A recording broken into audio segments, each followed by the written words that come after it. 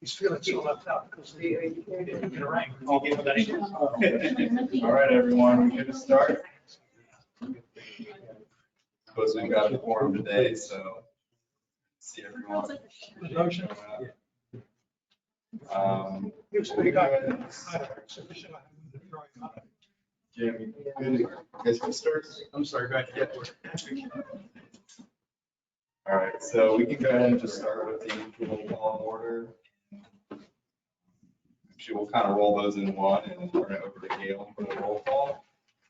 That way, what we've been doing. So Gail, can you hear us? I can. Can you hear me okay? We hear you. Yep. All right. Are you ready for roll call, Chair? I sure am. That'd be great if you could do that for us. All right. Tim Horst, Yep, here. Jim Shirk, Here. Katrina Corcoran, Here. Terrence McCluskey, Here. Abigail Flores, Here. Julian Anderson, Nolianda James, Here. Elaine Watson, Present. John Marsh, Here. Kelly Farron, Here online. Jamie Morris, Samantha Flores. I believe she's online as well. Give me one moment and I'll check. I do see her online. I do have a couple of people on the web. Give me 1 second. I'll move them over as well. Samantha, are you able to unmute yourself out of curiosity?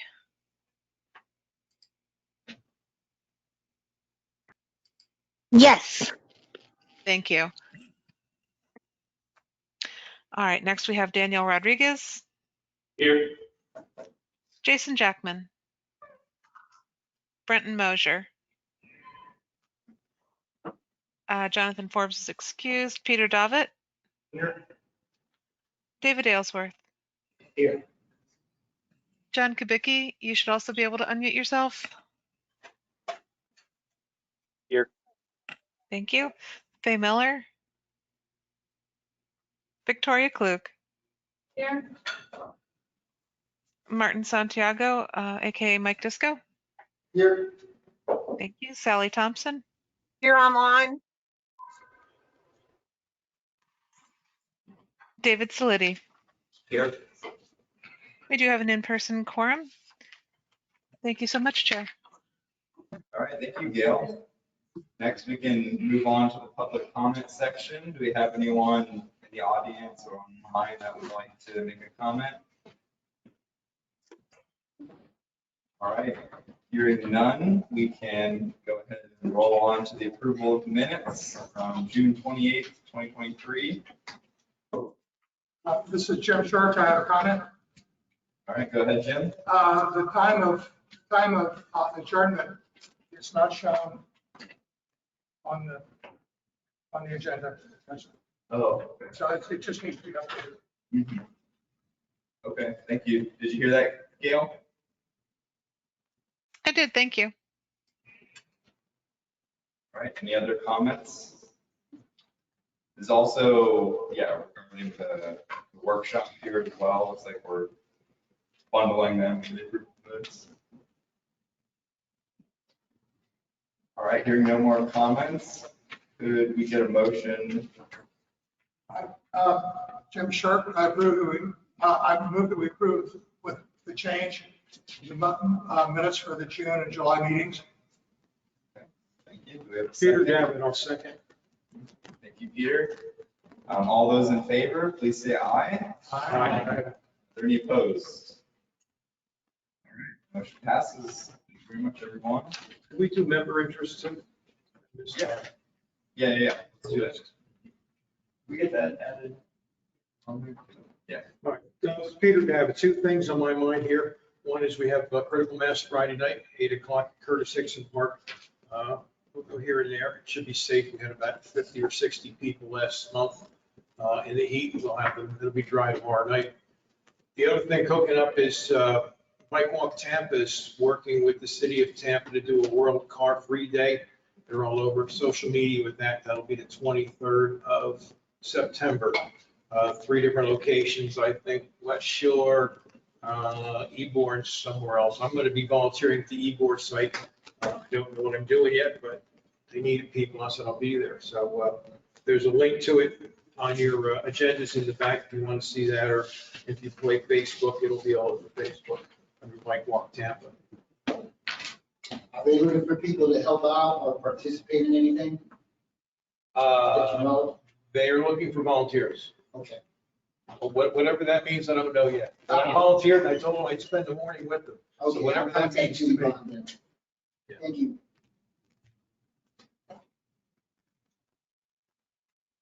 All right, anybody else have any announcements for the group? All right, hearing none, we can go on to our action items today. We've got 2 action items, and first one is the memorandum of understanding on creating a Tampa Bay memo. So Elizabeth Watkins, I'll turn it over to you. All right, thank you. Good evening, Elizabeth Watkins, TPO staff. The item before you today is there is an MOU circulating right now between the 3 MPOs of Pasco, Pinellas, and Hillsborough County to consider and investigate a merger of those 3 MPOs. So I thought a good slide to show is this geography. In yellow, that's the urbanized area, and that's at the core of an MPO. That's how federal funds that are designated for MPOs are formulated. That's how, this is really important. And you can see it spans the counties. The majority of the population, about 55% is in Hillsborough, about 30% is in Pinellas, and the remainder in Pasco. So one of the external factors that kind of influenced this MPO was in this past legislative session, the Florida legislature passed a law requiring the 3 MPOs to submit a report exploring the benefits, costs, and process of consolidating 3 MPOs into one, and submitting that to the legislature and the governor by year's end. So there is discussions in Tallahassee about consolidation of MPOs, but we just happen to be the lucky region that was actually spelled out in law. So no other MPOs across the state are dealing with this, but we have this mandate. So for those of you who've been in the MPO world for a long time, you've probably heard this conversation of a merger over the years. I think most recently it was brought up in 2018, 2019. There was a big effort. But to summarize for everybody, some of the reasons the proponents of a merger are, they say merging the 3 MPOs really builds this trust and collaboration and makes you speak with one voice and kind of define that transportation agenda. Merging the 3 MPOs could also have a regional structure to align transportation with economic development, and would also make us the largest MPO in Florida, bigger than Miami, bigger than any of the other ones. So that would give us some more weight. So opponents of mergers will say, hey, do we need this regionalism? Will we lose this neighborhood and local influence of our transportation dollars that are sub-allocated to the MPO? Doing a merger does not guarantee any more funding, and it does not change the need for operating funds for transit, which I feel like we've heard perennially is a big need in the Tampa region. It could also potentially shift the project prioritization criteria from more local needs, which could be community safety, accessibility, to more regional projects. So think, maybe that means more interstate projects, more arterial projects, more fixed guideway transit projects, those big multi-county, multi-jurisdictional projects, those could potentially have priority. And one other con is the potential to weaken coordination between land use and transportation. And you have a representative on VPAC from your planning commission here, and we're integrated with our comprehensive planning and our transportation planning here at Hillsborough. And it's a similar structure in Pinellas. So it's a very thoughtful, coordinated process. And doing so, we would lose that ability most likely to have that comprehensive plan and transportation process connection. So in your packet was a draft of that MOU that's being circulated. I won't get into all the nitty gritty, but I'll hit the highlights for you. Essentially what this MOU is trying to do is agree on some fundamental points between the three MPOs as they go forward and explore a merger. So a few of those agreement points are about apportionment, that the voting structure of this potential regional MPO, it should be proportional based on population. The governance structure, that there should be a priority towards elected officials who serve in those seats because they are accountable to the electorate. There should be emphasis on balancing local and regional needs so that those local projects don't, that they still are able to compete for funding as effectively. It also contemplates what the startup costs for putting together a regional MPO would look like. It also emphasizes outreach. It's really important to hear from all the jurisdictions, all the transportation operators, from the public about this significant change. And then it also talks about some other more administrative requirements, such as our federally required programs and projects. How would you staff the MPO? And then the process to set up agreements.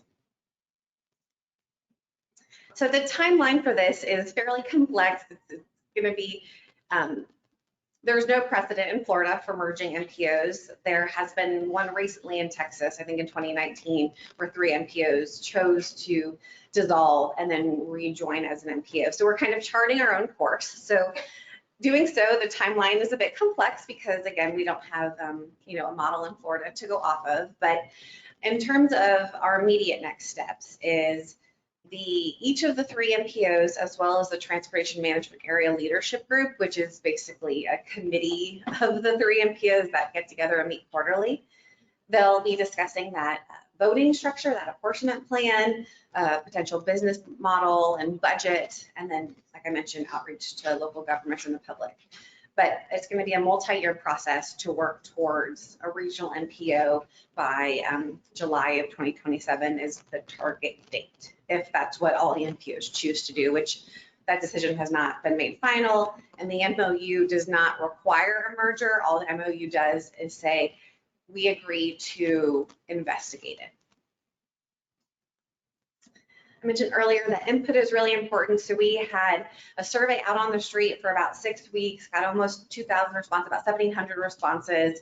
So we're going through all of that now to provide that input to decision makers as they explore this possibility. One thing I wanted to bring to your attention in particular is about committees and start to get y'all to think about how you would like to BPAC to function if there were to be a regional MPO.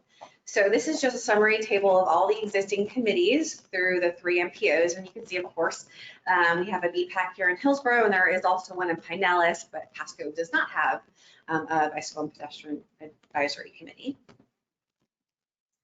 So if you could just start to think about what would that look like?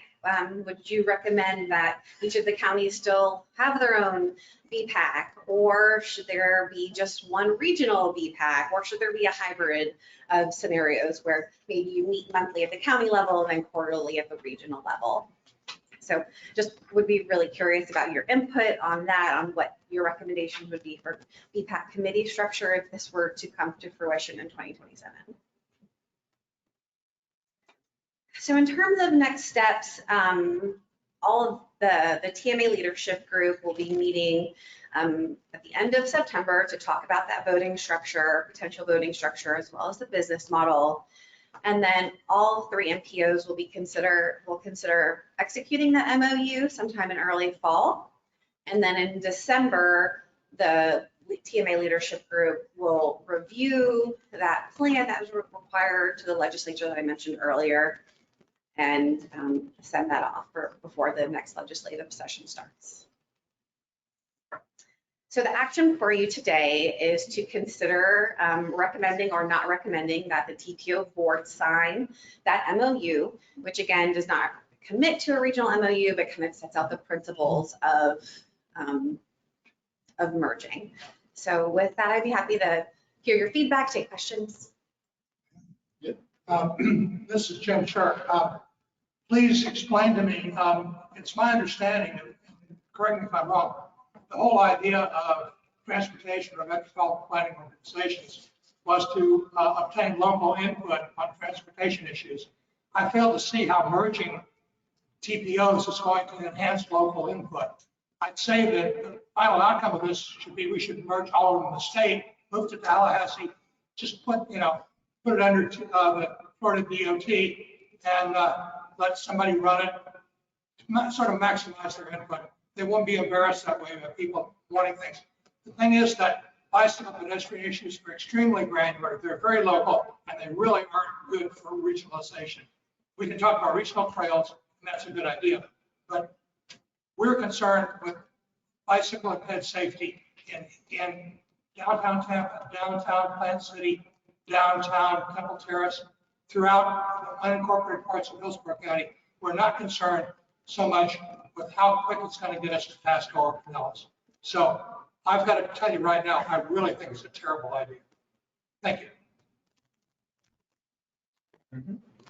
David Ellsworth, does the federal government have any guidance on this and what's typical in other states?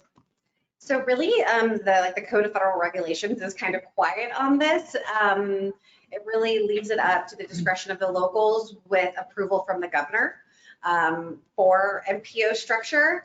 So nothing much from the feds. It really is a local issue that the state is trying to influence. And I'd like to emphasize, you said that it's only been done in Texas?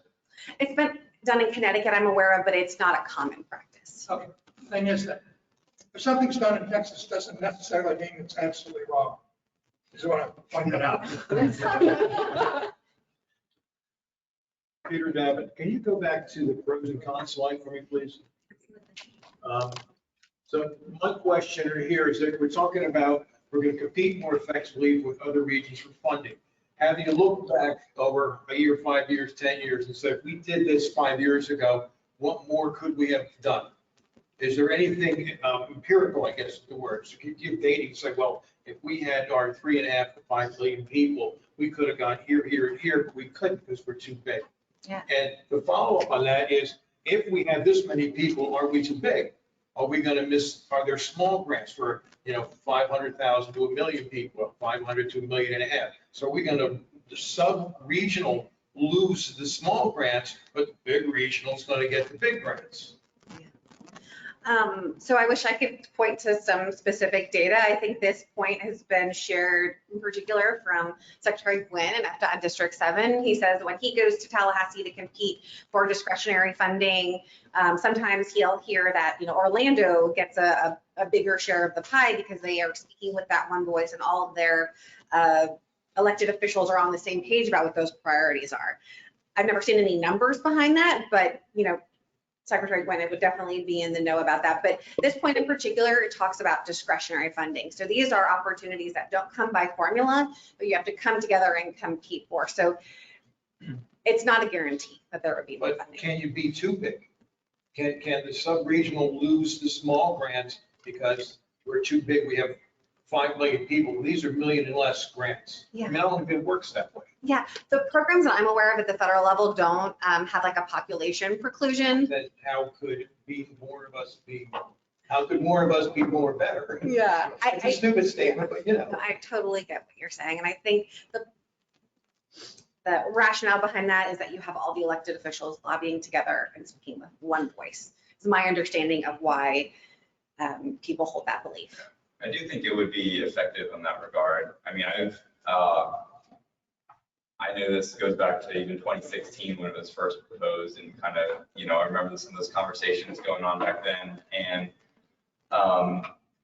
yeah, I kind of had the idea that it needed to happen just as a sense of this area has really struggled to get that like regional mass transit project and to actually get one like on the 2040 LRTP and the coordination between them all. And T-BARTA tried to fill that gap for a long time, ultimately failed. We've never had any level of leadership that's required regionally in order to pull off a project like that. I mean, there was talks of, you know, the VR bus rapid transit, you know, going from Wesley Chapel down to Tampa to St. Pete. That's the sense kind of disintegrated.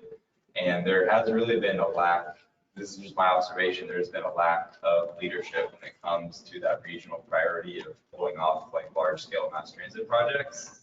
And I do think that you get a really good overlap with FDOT District 7, being that they are Pinellas, Hillsborough, Pasco, you know, all three of those counties together. So I think that would like work well in that regard. So I would like to see it move forward from that perspective. I think Jim made a great comment on like regional input. And I do think that we're not interested in driving over to St. Pete, and the St. Pete people aren't interested in driving over here as far as like the committees go. So, and I do think that you lose a lot of local recommendations and knowledge if you were to consolidate all of the committees. So I very much like what Jim was saying, that you know, keep the committees separate and give them that independence as an avenue to, you know, get more localized input on projects. Because yeah, I don't know the roads over there very well, nor could I make, you know, useful recommendations when FDOT or the city or the county comes to us looking for input. So that's my take on it. Does the MOU list out the apportionment? No, all of the MOU really says is that it should be based on geographic population representation. So it doesn't say Hillsborough gets 5 seats, Pinellas gets 4. That kind of leaves it up to the elected officials to make, but just set that principle out that it should be based on population. Hi, Nolanda James, Department of Health. I guess my question is, if the TPO board does not go forward with signing this MOU, like what are the consequences of that? How does that fall in line with what the legislature wants? Yeah, I think that's $1 million question. I think, and this is kind of just me as a staff person speculating, but I think if this MOU doesn't get signed and transmitted to the legislature, because that would be part of that study, I think it would show Tallahassee that maybe they need to take a more heavy-handed approach. And the MPO regulations are funny, where the legislature could not require a merger, but they could do a lot of disincentives to essentially require a merger. So that is the fear, is that if there isn't leadership at a local level through this MOU saying, hey, we're willing to talk about it and explore it, that there may be a heavy-handed approach from Tallahassee after this next legislative session. Okay, thank you. Okay. I mean, I'm kind of torn a little bit. On the one hand, I don't like it at all. Okay. I think, especially you talk about like pet man, I want to come up later and talk about 3 blocks, you know. Right. So, however, the trend seems to be certain state governments there's a lot of discussion of clawing back local control on transportation, land use, and a bunch of other things. And I think it's going to happen. Unless there's a change in the electorate in the next few years, which I don't think that's going to happen soon enough. So, you know, on the one hand, I'd like to go like that. On the other hand, there's advantages to trying to get ahead in the process and have some control of the devolution of local input. I mean that as an insult. What's that mean? Okay. There are people who help the Nazis in the concentration camps.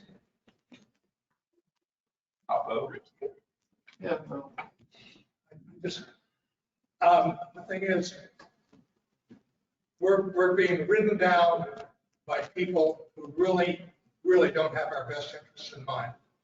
And I personally am not going to join them. If this MOU goes forward, I'm not, period.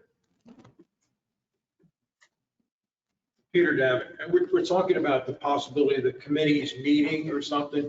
My understanding, and I could be wrong, but the Pinellas, they meet like on a Tuesday at 9 o'clock in the morning or 9:30 in the morning, or something like that. So middle of the morning, middle of the week. I mean, there's no way, sure to be taking the day off from work for my volunteer job to drive to Pinellas to go to a meeting. That's just, I mean, that's just not going to work. And who are these people that they can go to a meeting at 9:30 on a Tuesday morning? Are they retired? Are they actually people that, I mean, look at this group, it's a cross section of people here, old and young bike riders, walkers, this guy doesn't own a car. I mean, it's just a passionate group. Disco Mike, I mean, lives on his bike, so this is a passionate group about bikes and this county. And I don't know, do I want to be on a committee with people who are retired that can go to a meeting at 9:30 on a Tuesday morning? And maybe they'd be good for them, but I can't. I would say to you, those aren't my people. These are my people. Get out and they do it. So. Len Watson, just some of my thoughts. I agree with John about, I think there's an advantage to being able to somewhat control the bus as it goes down this route. And once you're there, once this MOU is signed, you have a little bit more, I think, of an avenue where the public can really express their opinion on this whole idea before we get to the end of the road. So that's why I would be in favor of an MOU. Give us some kind of control and let the process play out, where we have a better opportunity to express our opinions about whether it's a good idea or a bad idea. Question on the, this is Katrina Corcoran, Planning Commission rep. For the action that is requested of BPAC, is that to simply transmit the MOU, or is the vote that we are taking expressing whether or not we are in favor of the merger? That's a great question. So the action before you is if you would recommend that the board sign the MOU. So I don't think it speaks whether you prefer a merger or not, just to sign the MOU to explore the possibilities of a merger with the. So the recommendation to sign would essentially be to support the process. And to clarify, that's what's mandated by the legislature, to explore the process. Yes, yes. Is there any way for one of us in online to say something? Yeah, please go Can you ahead. hear me? I don't see a way to raise my hand or anything. This is Sally Thompson. My question is, who brought this up in the first place? It must have gone in front of the legislature to come back. Who was behind it? I'd like to know what legislators were recommending this and whether they were people from our area or elsewhere. My understanding is that I think Senator DeSigley from somewhere in Pinellas was the sponsor of this bill. Senator who? DeSigley? DeSigley, D-E-C-G-L-I. D-I-C. It's like an Italian name, but yeah. I just would like to know what their agenda was, if there's an agenda, because this is out of nowhere to me. And usually the people that are recommending something like this have an agenda. And I just wondered what it was. I mean, we ended up losing our tree ordinance because of the agenda of some legislator from somewhere, not anywhere around Tampa. So I'd like to know more about it before I feel like I can vote. I guess the other thing I could offer to that question is I believe the business community, I think the Tampa Bay Partnership has advocated in Tallahassee for a merger from my understanding of their position, that we just haven't been successful in getting adequate funding for transportation. So this is just like another way to try to change that. That's my understanding of their position. And Nick DeSigley, D-I-C-E-G-L-I-E, he is the 18th Senate District in Pinellas County. All right. Well, before we do the vote, I think we should do a vote for participation of our online audience. So could we make a motion to that end, and then we can... Chair, Yes. as per council, Cameron Clark, we no longer need to do that. They are able to participate online. Okay, great. Thank you. All right, well then with that, are we good to vote? What do you want? We have a motion. Well, she's kind of said what the motion is. Would someone like to propose it? Yeah, just David Ellsworth. I'll make the motion. Just David, I recommend that the VPAC recommends that the Hillsborough TPO sign the creation of the Tampa Bay MPO MOU. Personally, I'm moved by Alan and Lane John's comments that we have before. I'm sorry, could you restate that motion, please? Yes, I'm reading it off of the board. So David Ellsworth, I move that the VPAC recommend the Hillsborough TPO board to sign the creating of a Tampa Bay MPO. All right, do we have a second? I'll second. Okay. Thank you, Alan. All right, it'll be split votes. Just raise our hand. Who was the second on that? Watson? Thank you. And as for the vote, you can do a voice vote. You can do a roll call vote. All right, all those in favor, please say aye. Aye. All right, we're gonna have to figure out who said what. Let's try the roll call. Let's do roll call vote. All right, or can we not do raising hands and then count them? Actually, we need to do a roll call if you want to do an individual vote. Okay, all right. Do I just start at the end? I can go ahead and call it. Oh, thank you. That would be helpful. Sure. Tim Horst, Yay. Jim Shirk, No. Katrina Corcoran, Aye. Terrence McCloskey, Aye. Abigail Flores, Aye. Julian Anderson. Aye. Nolianda James. Aye. Elaine Watson, Aye. John Marsh, Nay. Kelly Fearon, Aye. Samantha Flores, Aye. Daniel Rodriguez, Aye. Peter Davitt, No. David Aylesworth, Yes. John Kubicki, Abstain. Victoria Klug, Aye. Mike Disco, Nay. Sally Thompson, Nay. Dave Saliti, Aye. and before I declare the vote on that, I want to make sure that nobody else entered the room Nope. and nobody else has come online that is a voting member. The motion passes 13-5 with one abstention. Thank you very much. I appreciate you doing that. I will definitely defer to you for those in the future. All right, so with that, we can go ahead and go on to our next action item. It'll be the VPAC Top 10 finalization.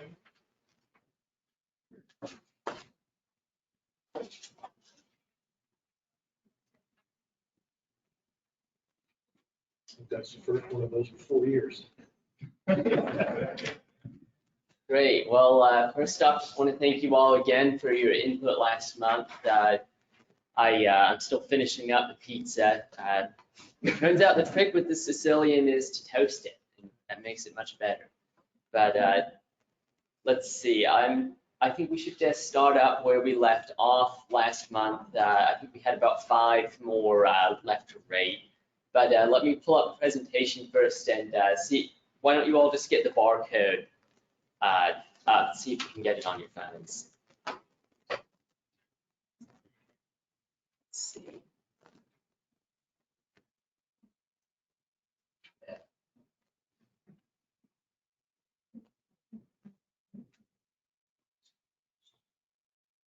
My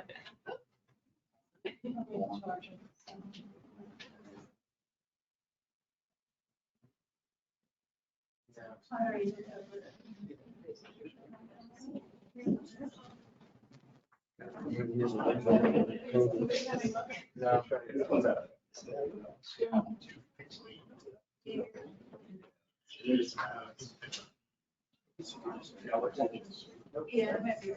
Spread it out. Does it work? If you have it on the laptop, Ben, we're having trouble getting that to work. You have the URL. if you have that screen on the laptop, it'll be a better picture.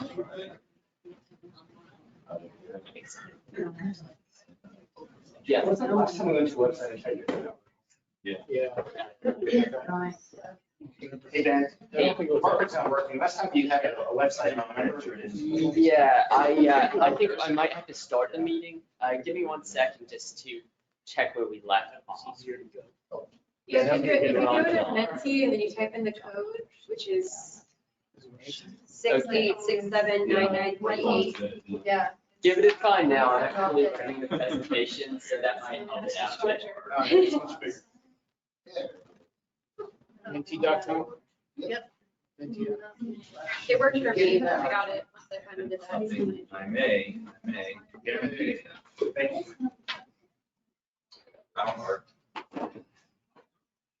We should just use post-it. Yeah, I love this. We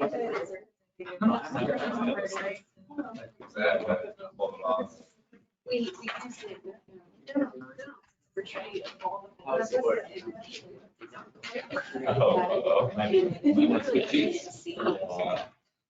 Yeah, I feel like for like large groups, you want to go like this, but for this size, you could go like analog or postcodes or something and be fine.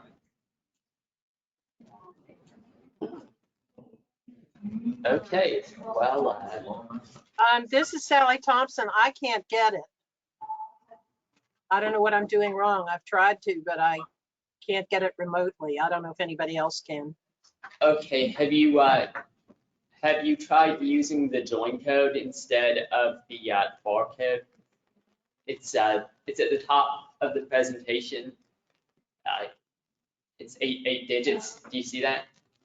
You mean type that in or what? Yeah, so you would go to menti.com and then you would use the code that's at the top up there. Okay.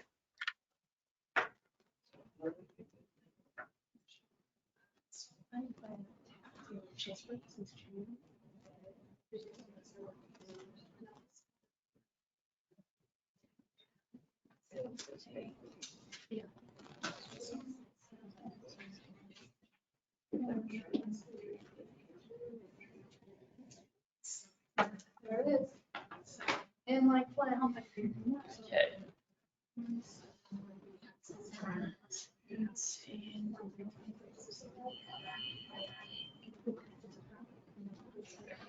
Yeah, I know there was some that. Are you having any luck, Sally? Yeah, I got it.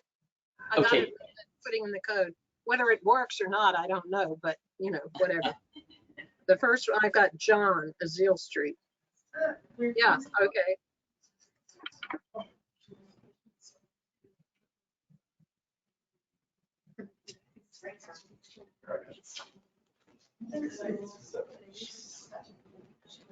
Okay, John, would you like to present your? Yeah. Awesome. Do we have like an aerial? Yeah, we have the Google Earth right here. Touch it. Don't worry, you got it. You can't screw that. Yeah, don't be so sure. I'm trying to, because we're not even on. Let me, I recognize it. I'm trying to recognize it. there was supposed to be a layer here, so this is on me. Let's see.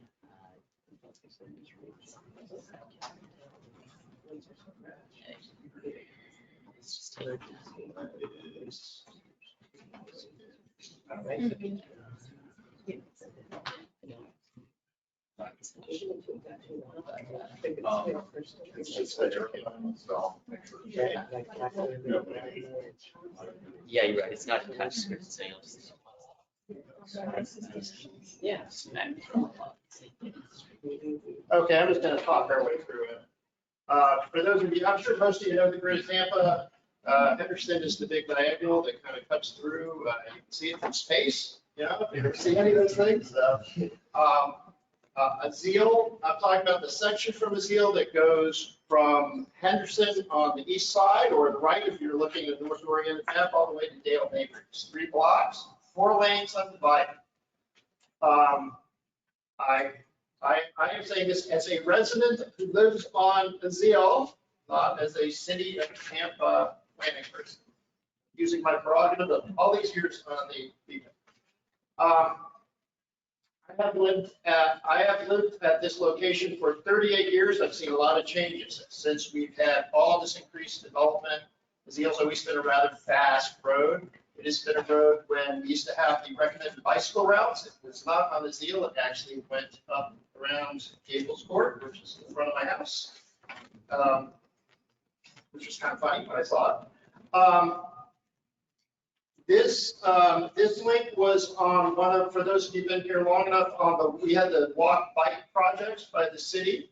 I worked on walk bike 1. There was also walk bike 2 and 3 with additional projects. This section was slated for a possible traffic calming project to go from 4 lanes, I believe off the top of my head, to basically 3 lane with bike lanes and, you know, a middle turn lane.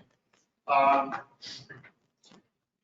asking, because we have this at lunchtime, what are you asking for? I'm asking for BPAC support to ask the city of Tampa to move this traffic calming project kind of up the priority list. The reasons I have for that are this corridor, which originally was residential at one point and became basically office, and there was a lot of talk, I know from the planning commission over the years, that this would be kind of more like a commercial strip because of the low cost of the property. There have been many rezoning attempts to put townhouses on here. There's already a couple big apartments. So it's becoming more residential. The area to the south side of Azeel is very pedestrian unfriendly, so people are constantly crossing Azeel to walk in the neighborhoods on the north side where there actually are continuous sidewalks, kind of island of sidewalks. In the last year, there have been, on my part of the property that is on Azeel, there have been 2 collisions into the telephone pole, deviations from traffic. They're deviating from the road, crashing onto the sidewalk, taking out not 1 but 2, not 1 but 2 telephone poles. If anybody had been there when that happened, they would have been killed. This never happened in the 30-something years prior. I don't know what's going on in the city. I don't know what's going on in this country. I don't know what's going on with the drivers, but obviously the behaviors get pretty bad. I know there's a calming project. The city's drafting on doing calming to the west of Henderson. And what I'm concerned about is once that gets kind of calmed down and narrowed, then you're going to come out on this one section that's already pretty fast with 4 lanes, and it looks wider, and people are going to go really fast.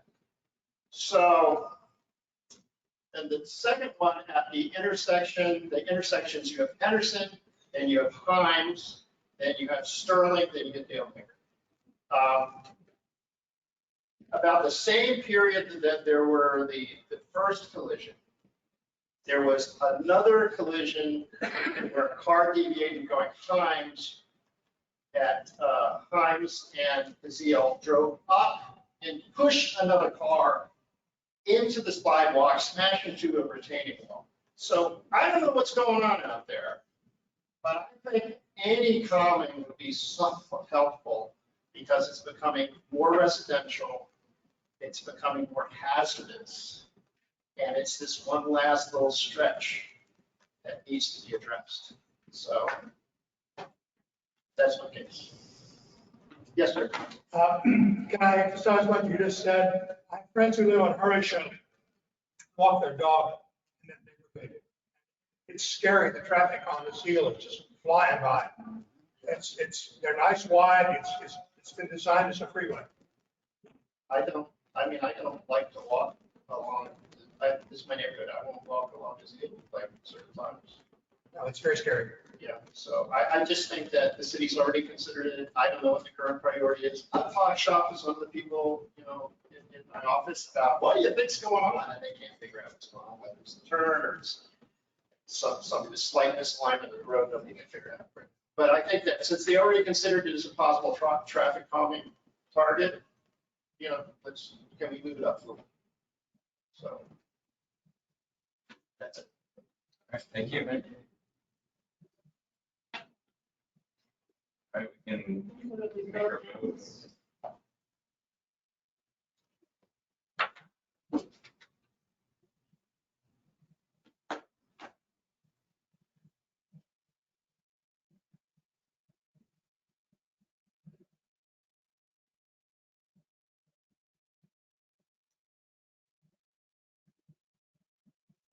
Would anyone like me to pull up a cross section of the road in street view, or should we just? Yeah, sure. Let's see.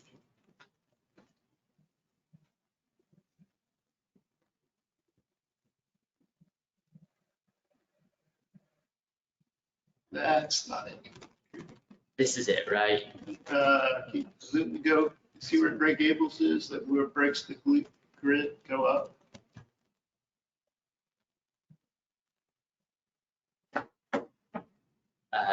Is it this one? Okay, where's? Yeah, it is. I'll just come up. Sorry for the people that are home. This section. This one here, okay. This section here, you have a lot of turning movements here. You have people coming down, Henderson, coming down Henderson, coming that, making that movement. And then you have people deviating. Yeah, you jump south, or I did something. So. Not really that.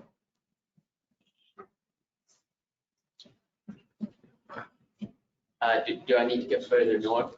You can just zoom out a little more. I'll try to not do my thing. So yeah, so it's a 4-lane undivided. I mean, it used to be, there's just a lot more traffic. That's all. I mean, the city put a couple stops on Sterling, a couple stop signs in Sterling, which seem to help. I don't know what you can do with mine. There's the part where it was a truck actually. It was like a solid waste truck, a private solid waste truck that did the first deviating off the road. There actually is a bus stop at that location. And there was one of those little, the poor little child sign, little bus, man, they nailed that sucker. I'll tell you, those things can take a truck hit and you can just prop them back up. But, it doesn't really matter. You can put all the signs up you want to stop. All right, is everyone? Yeah, so you're kind of limited that way. It's this right here. Yeah, don't keep. Go back to me, where that's it right there. So I think the original plan was to put bike lanes on either side. Like a 4 to 3 lane. Yeah, it was I think that was what was proposed. I know it was pretty, it's a first pass analysis that was done. But there's gonna be a lot more residential. So. Okay. All right, Ben, do you know how many more do we have to go? It's just David. Yeah. Me? All right, yeah. all you. Oh, this is gonna be fast. Okay. And I believe you have group. Yes. So you took that down, right? It's okay. Everybody just rate that 0 if you can. Nebraska employees, yeah, it didn't pass the muster after I heard everyone else's last one. So yeah, let's go to 2.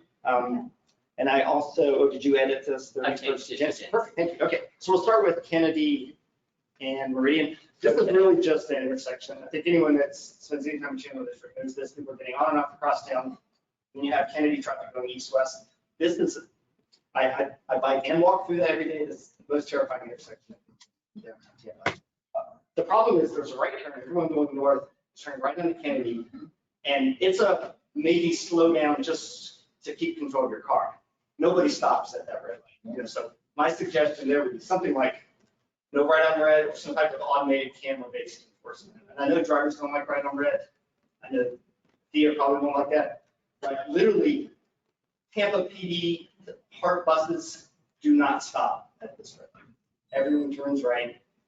And so pedestrians, have to wait for all the cars to stop. And they don't. So pedestrians are sitting there that have a crosswalk and cars are just turning right in front of them. So those are my recommendations there. So that's for southbound on Meridian turning Well, no, I mean, westbound? it's crossing Meridian for the most part. People crossing Meridian Either side. on either side. Oh, okay, so both right turn lanes? Yeah, I mean, it's the right turn going northbound on Meridian, turning right onto Kennedy is the one I see most, Okay. but, It's both sides. what's that? Yeah, it's a right turn only. It's not a Sweet lane. Yes, it's a right turn only, but they have red light, but they don't slow down. Again, park buses do not stop. Yeah, maybe something like that. There's not. So they're turning to get onto 60. So anyway, so that was pretty simple. So I'm running this then. So what are you asking for again? No right on red is one way to do it, or automated, or camera-based automated enforcement, people get tickets. This is, the other thing, I guess the other thing I would consider, this was easiest, is just, but I don't think Thea supports these, is it's called automatic recall on signals where pedestrians don't have to press the button. We have it through most of downtown, but we don't have it already. Okay, so if you walk up, 3 seconds late, you have to wait for the entire cycle to complete before you get across the right. So these are, and there's always pedestrians there, but some don't. And so there's a few little things. This could literally cost no money. It doesn't even require paint. Curb extension, The other thing is that if you know that intersection, there's a traffic cabinet there. There's a big meter there. You can two people can barely pass on the sidewalk, even though it has a 10-foot sidewalk. It's been filled with poles and stuff. It's permanent infrastructure. There's much more. This one's pretty straightforward. This is not a big project. It's getting people to agree, which is pretty difficult. Okay, so next one. Any questions on that? The next one is also pretty straightforward. It's I like in Nebraska a lot. There's a section from 31st to Genesee that doesn't have bike lane. And so Is there a chance you can find it? it's south of MLK, if that helps. Okay, let's see. But this is, and I don't know why it doesn't. I don't know if there's two different projects to put the bike lane in, they just never met in the middle, or if there's some reason why there's challenges to put it. That's it. You got to get on the sidewalk. There's businesses near a sidewalk, so if you bike on the sidewalk, people open the door, walk out of businesses. So it's really just making continuous bike lanes on that section of Nebraska, which is an important north-south corridor, but traffic's moving quickly, so people understandably don't like biking in the traffic. I've had people in this section, cars get behind me and honk for a half a mile, keep on their horn, rather than changing lanes. That's the kind of stuff you see. Yep. That's it. Thank you. Isn't Nebraska under a rework now? Yeah, it is. I don't see work on that. But yeah, I hope because then it's easy, right? Well, I think there's something going on there with that bike lanes. There is. Oh, great here. Okay. Thanks. Is that where it like converts from the 3-way typical section to the 4-way or to the 4-lane undivided? It's 4 lanes. I think all through Nebraska. I've never understood why. I'm just curious. No. Is that going from 3 to 4? Yeah, 3 to 4.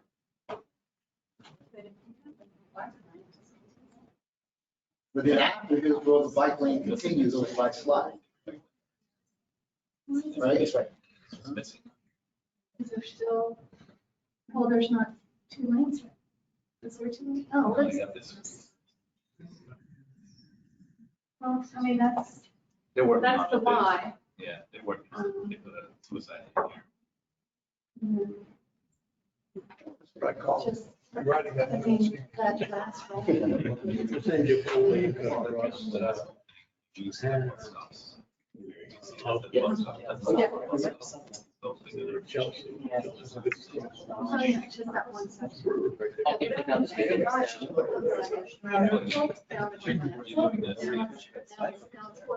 So there's-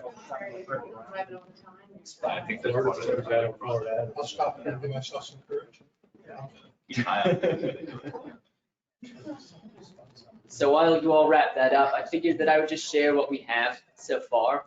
I haven't worked in the new ratings for today, obviously, but yeah, we definitely got a good wide range of ratings. Nobody Christmas treed this thing, and I appreciate that. I have not thought much about how we might consolidate it from here. Obviously, one approach would just be to take these ratings and just just go straight from them, from highest to lowest. Yeah, and I'm open to that. But I thought it would be good for us to discuss it a little bit because there are some choices we would have to make if we did it that way. For example, you'll notice that we got 3 locations in a row with 3.6, and so we might want to come up with some criteria to order them.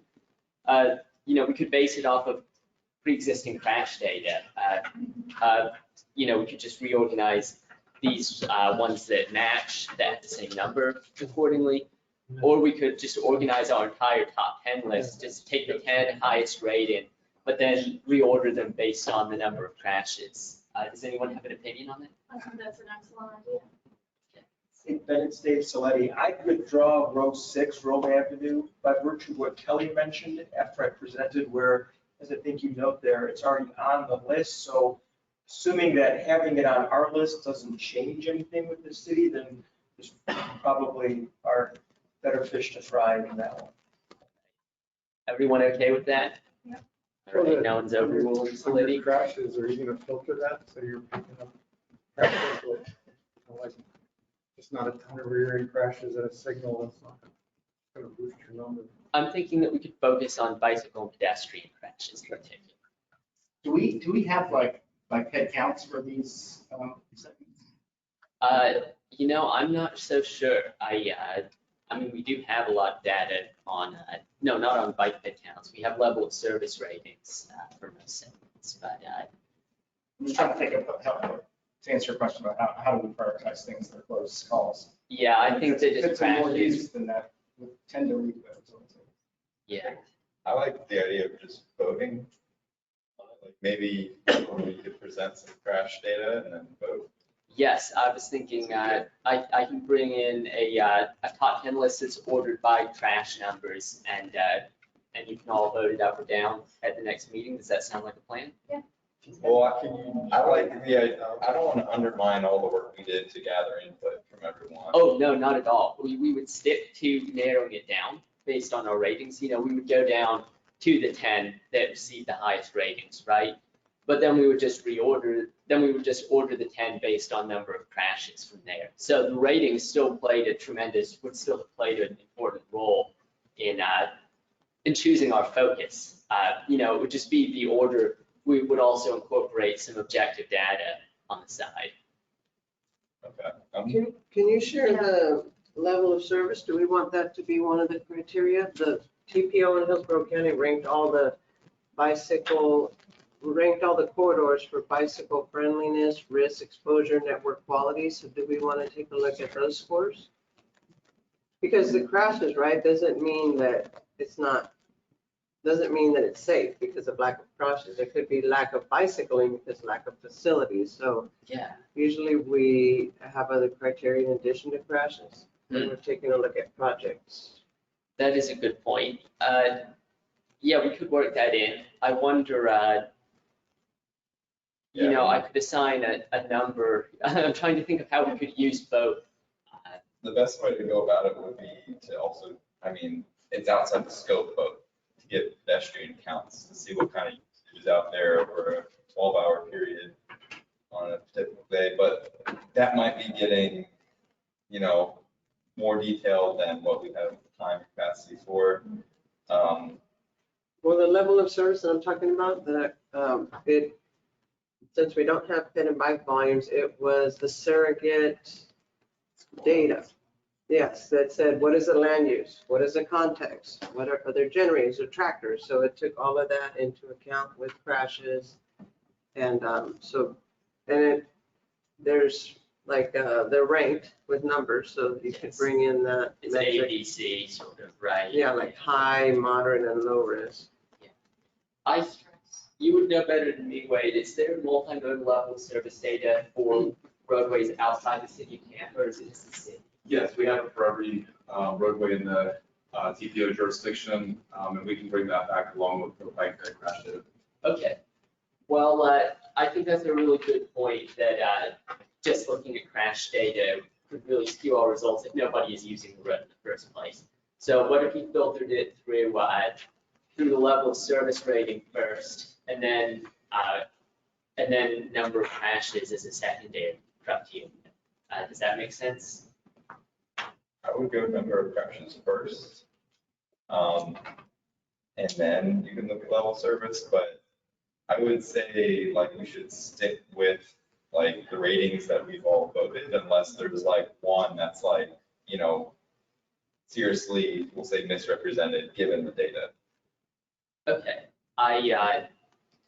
yeah, that makes sense. So I guess you would generally just prefer to stick with this order based on the ratings that we have right here, and then just if something sticks out like a sore thumb, to lean on the level on the crash data and level of service data. Is that what you're suggesting, Ken? Yeah, I say simpler before we get more complicated.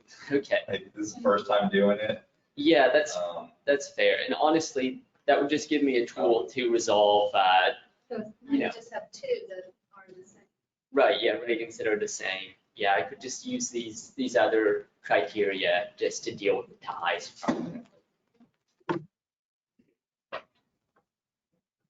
Okay, how does everyone feel about Kim's suggestion? So just using it as like a tiebreak measure. Yeah. And then just, you know, is there one that had a ton of crashes that maybe we didn't realize? Right, like an outlier, just something out of the ordinance. Yeah, like Ben could That would be great. Excellent. look at that and give it his input. Yeah, glad that gives me a good procedure to follow by, which I like, because otherwise it will just feel like me anointing, you know, under another, which won't happen. Well, all right, I think that's all I got. I'll bring you all a list next month. Thanks again. Awesome. Thank you. Forward to it. Thank you. All right, so we can get some status reports. We've got a remaining hour left, so we'll, I guess, make it through as many of these as we can. Up first is the 2050 plan needs for equity. Coming to us from the MPO staff. Is Connor with us? Yes, can you hear me all right? Yes, we hear you. Perfect. If I could just get control of the screen, I can share the PowerPoint. Oh, thank you so much. Let's see. I can kind of see what screen it's showing. We can see it, Connor. Okay, perfect. I'll just come from here. Connor McDonald, TPO staff, here to present the 2050 Plan Needs Assessment for Equity. And I appreciate you all allowing me to present virtually today. I had an emergency right in the end of the afternoon, so I'll be there next time, and thank you for allowing me to present virtually. A little bit of background, this needs assessment is a new addition to the 2050 Long Range Transportation Plan. It was not part of the 2045 LRTP. It will draw upon issues, needs, and recommendations identified through data analysis and public input via our performance measures, the non-discrimination and equity plan, various health-related projects, the state of the system report, and some other projects that we've worked on related to this field. The first step in the needs assessment was to identify focus areas. So we used the federally defined environmental justice areas, as well as the non-discrimination equity plan. And with those two, we consulted with local governments and agencies and created a list of 13 focus areas, which you see on the right. The left side would be those environmental justice areas defined by the feds. So after identifying those focus areas, we wanted to put these areas through some performance measures. So we are similar to the 2045 LRTP. We have these buckets, as we call them: good repair and resiliency, vision zero, smart cities, and real choices. So some examples will measure sidewalk and pavement condition in each focus area, measure critical and vulnerable roadways, the tree canopy, and multimodal comfort. For vision zero, measure the number of fatal and serious injury crashes, signalize intersections as safe crossings. Smart cities, measure the presence of particulate matter 2.5 and the AADT. And real choices will measure jobs and people served by transit and walking and bicycle level of traffic stress. So this next slide is kind of a preview of what we found in each equity area or focus area.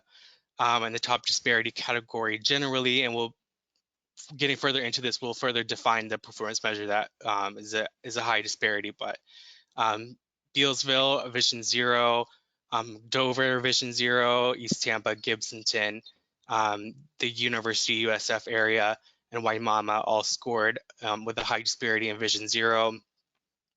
Carver City and Town and Country, Pine and Crest, and McFarland Park all scored with a high disparity in traffic and air quality. Palm River, Claremelle, and Progress Village, as well as Ruskin, scored high with the disparity in repair and resiliency. And Sulphur Springs and University Square and Thanatisasa scored, as well as Plant City scored with a high disparity in real choices in transit access. So using those measurements, we'll recommend projects, and here's some samples: sidewalk installation and maintenance, reconstruction and rehabilitation of roadways for good repair and resiliency, Vision Zero, speed limit reductions and complete streets implementation and installation of protected on-street bicycle facilities.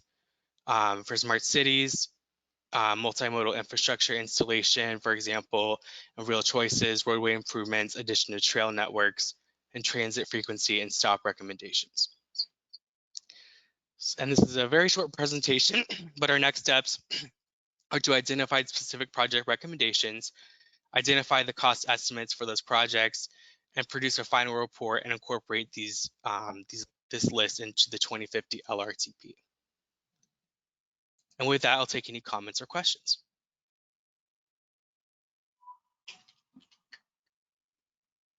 Any comments for Connor?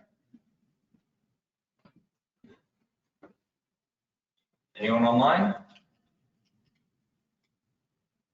right. Sorry, Nolianda James. Hi, Connor. Thank you for your presentation. I just had a question based on, I think it's the third slide, identifying the focus areas. Yes. So I see you looked at previous data, the plan, and consultation on local governments. Was there any input from community members, or is community input a part of the process at all? So as far as community input, they were representatives who helped us identify these these focus areas, neighborhoods from representatives from different CDCs, community development corporations, and other neighborhood organizations. So while it wasn't like a survey and direct from the public, we did have some representatives of various neighborhoods. Okay, thank you. Thank you.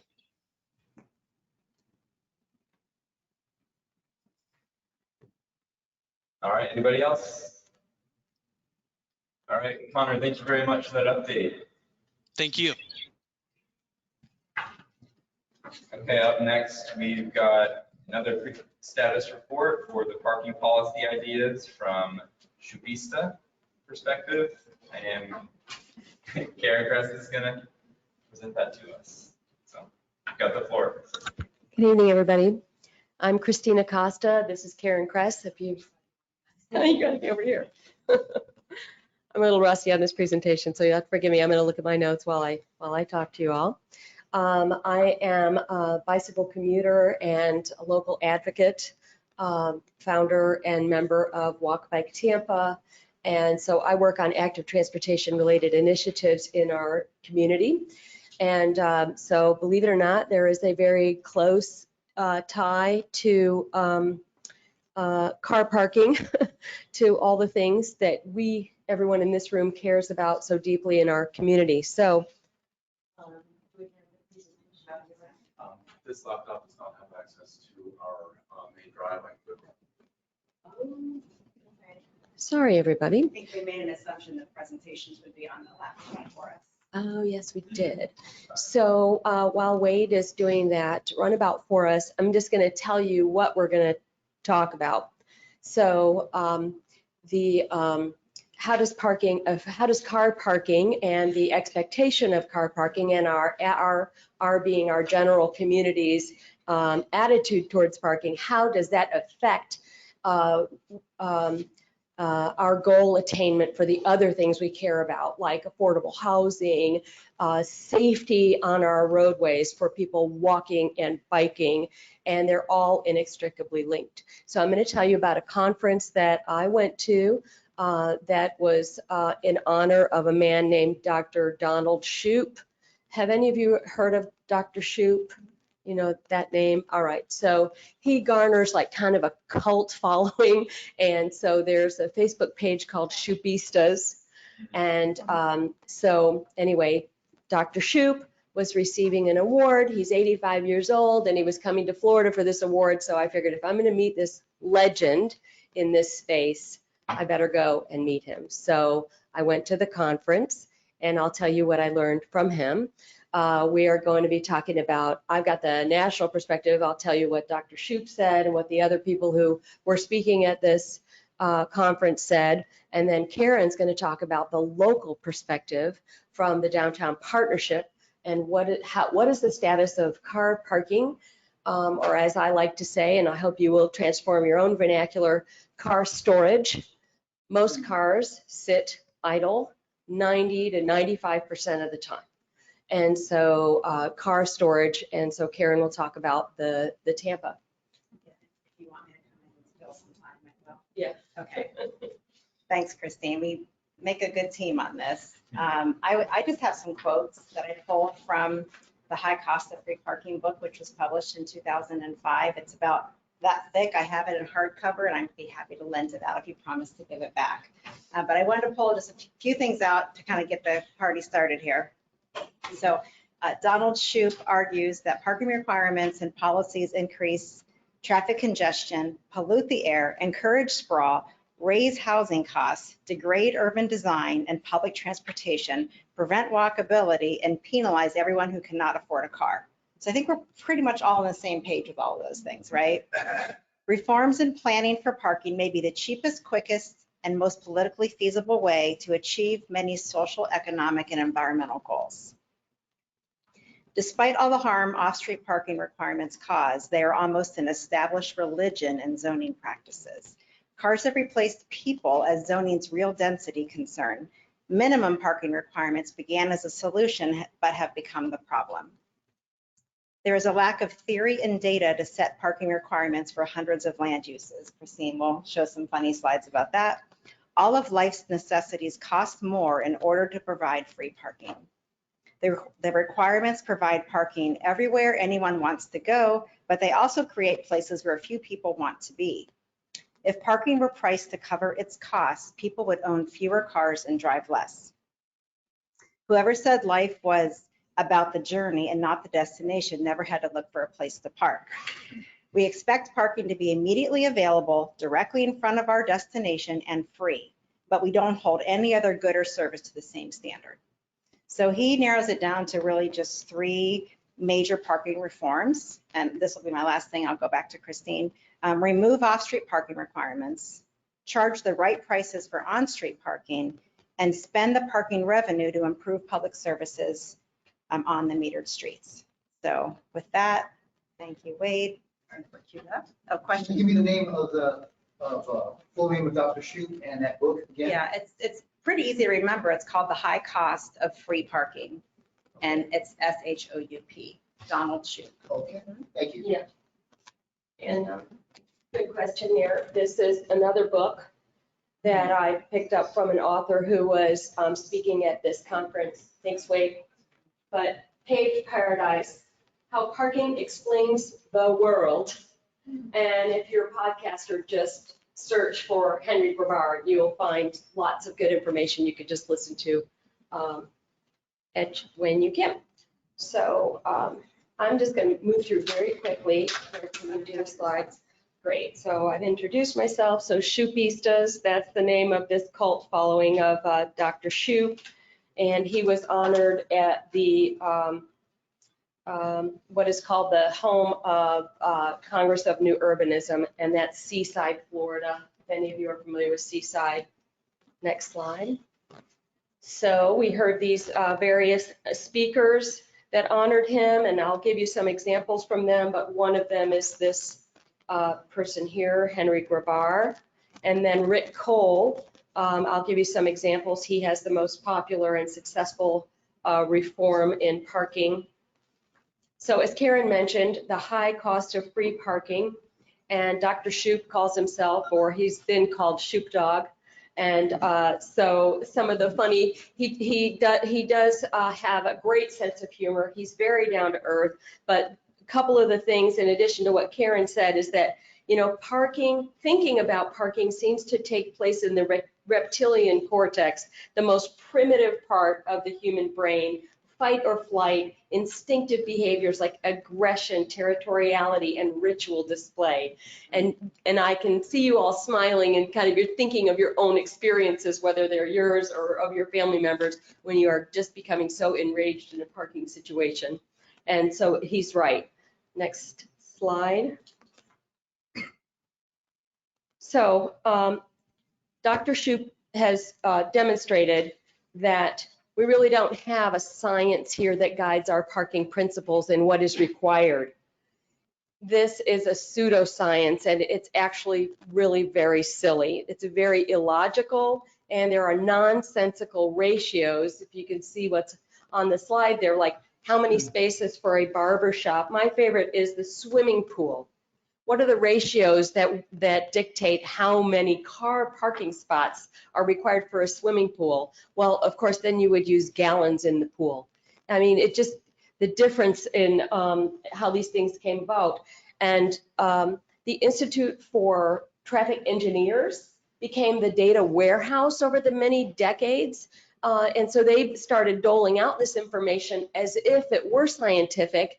And in fact, now they recognize and confess that there's no science to it at all. So we have all these parking regulations, and it's just, it doesn't make any sense. It's not true science. So as Karen said, there's a couple of solutions, the three guiding principles. And what happens at the curb doesn't stay at the curb. And as Karen already outlined these things, but you know, if you don't have the right pricing at the curb, then there are perceived shortages and a ton of frustration, and that leads to higher demands of the off-street parking requirements, and then has to be more parking requirements put on the developers. They have to build that into their housing projects, and it just spins out. He calls it the butterfly effect. So we're going to talk about two different kinds of parking that you all should be familiar with, so you can speak and become advocates for fewer and truer parking requirements. There's the street curb parking, and then there's the street, and then there's the off-street parking. So the requirement for parking that was not available on the curb means that our cities have become very, very spread out. That means there's an even greater need for more cars. That adds to congestion, makes walking and biking less safe, and it's just a disaster that rolls one layer to the next. Next slide. So what are we going to do about it? We're not just here to paint this picture. There are actually real solutions that are out there for both curbside parking and off-street parking. And so the Dr. Shoup's dogma. First, let's look at, let's talk about the emotional state of paid parking on the curb. Why does everybody hate it so much? This comic illustrates, people don't understand it, and they think that they're just dumping money into an unknown source, and they're just enraged by it. We all have grown up with the expectation of free, abundant parking. So I'm going to give you an example of what we're going to do about that. So Shoup dogma number 1 is to charge the right price at the curb. And this would be demand-based pricing that changes throughout the day, the days of the weeks, so that the goal is to have empty space on every street parking, like about 15%. So whoever is coming there is going to find an open spot and have the right price for it. The next Shoup dogma, number 2, is to spend the metered revenue on a hyper-local level. Meaning, if there's a small commercial corridor, you guys know them, they're in your neighborhood, and if you charge the right street parking and all that parking, next slide please, all that parking, this is how you depoliticize, I'll do the one with the meter. That's okay. No, next one, it's a picture of a parking meter. This is how you depoliticize adding, where did it, there, all right? So this is how you depoliticize and let the neighborhoods and the commercial corridors do amazing things for their neighborhood. So this is an example of what happened in Pasadena. And so the shopkeepers were livid that the city the parking manager came to them and said, we want to add metered parking in front of your businesses. It was Old Town Pasadena, very dilapidated part of town, really not doing well economically or anything else. It lost its luster. And the businesses said, no way, you're going to kill our businesses. And so the Rick Cole said to them, what if I let you have all the money, you being the commercial corridor, the old Pasadena? And they said, wow. And Rick's people pulled him out of the room and said, are you crazy? We want that in the city budget. And he said, don't worry about it. We're going to get some meter infraction money. It's going to be good. And sure enough, the entire area is completely transformed, because what comes back right away in that scenario is restaurants and walkability. So anyway, this is how we can do that, is to pick these areas. And so some of the examples of what you can spend, what the districts will spend their money on: improved sidewalks, better safety, better street lighting, street furniture, bike parking racks, just all kind of free Wi-Fi in the district, things like that that really make it a great part of the neighborhood and have more enhanced experience for the and then finally, Shoup dogma number 3 is to get rid of the requirement for developers to have a certain number of parking spaces. This is the empty street. Today we see in creative loafing, 30% of our downtown is car parking, car storage, 30%. That is not tax revenue generating. Every time we hear like, we don't have any money for these great bike parking facilities or what have you, this is a way that we can get money for what we want to achieve in our community. So far in the nation, this slide says 35 cities, but actually it's closer to 50 now, have eliminated the minimum parking requirements. Some of them just did a word search and replace. Instead of saying minimum parking for an apartment building, minimum parking for a grocery store, they just flipped it to maximum. That's all. They changed their policy, changed their attitude, changed their codes. And so 35, 50 cities in the nation have done that. And we can do that too. We should do that. So Karen is going to give us what's been going on downtown.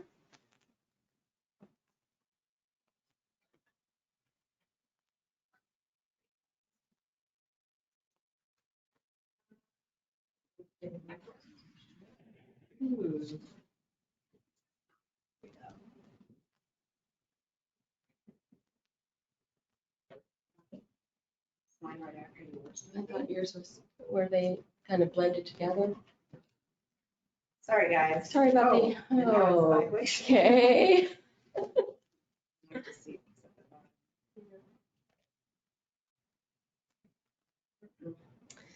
Okay, well, you know what? Apologies, I can guys. just talk through it unless Wade's gonna come back and rescue me where he is. Okay, so to introduce myself, I don't know all of you. I'm Karen Kress. I work with the Tampa Downtown Partnership. I focus on transportation planning issues. Parking is always a fun one. Christine and I were kind of developing this presentation separately, but so there's a little bit of overlap, so my apologies in advance. But basically, parking came up as a subject in every single committee meeting we had, no matter the topic.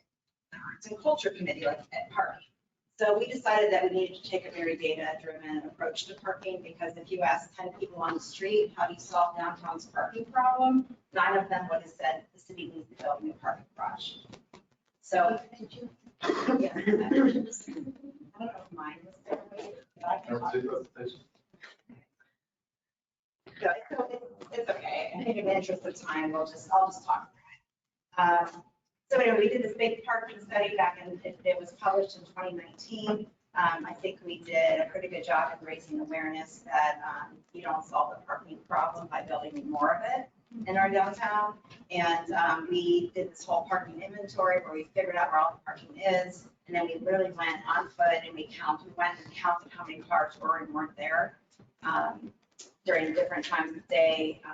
Saturday was an event, Saturday was out an event, et cetera. And there were over 22,000 commercial parking spaces, excluding residential. And what we found, even during the peak demand times, is that there were 6,000 empty parking spaces. So, you know, what that tells us then is we're just not sharing it well, or it's not right in front of your door where you want it to be. So I have a really fun picture here that shows how much of our downtown land is dedicated to parks and how much is dedicated to parking. You can probably imagine what that looks like. Parking also really, so getting into kind of the development of parking, structured parking, it really impacts the price that we all pay. So basically for residential, oh, my slides are, okay, thank you. Did you do that right? Thank you. Okay, so there's the. Who's driving? Yeah. It's Gail. Okay. Oh, thanks, Gail. Okay. All right, so is that the slide you want? Yeah, yeah, so this is fine. This is good, yeah. Okay, so this slide is talking about how much of the cost and space we give up. Basically, we're adding costs to this is more talking about for, you know, obviously building. And then we are, and then the space we're taking up for parking is less space that people can live. So next slide, Gail, or can I control this now? I think that you're gonna have to just. Say next slide, okay. So then here's how that might pan out in the numbers.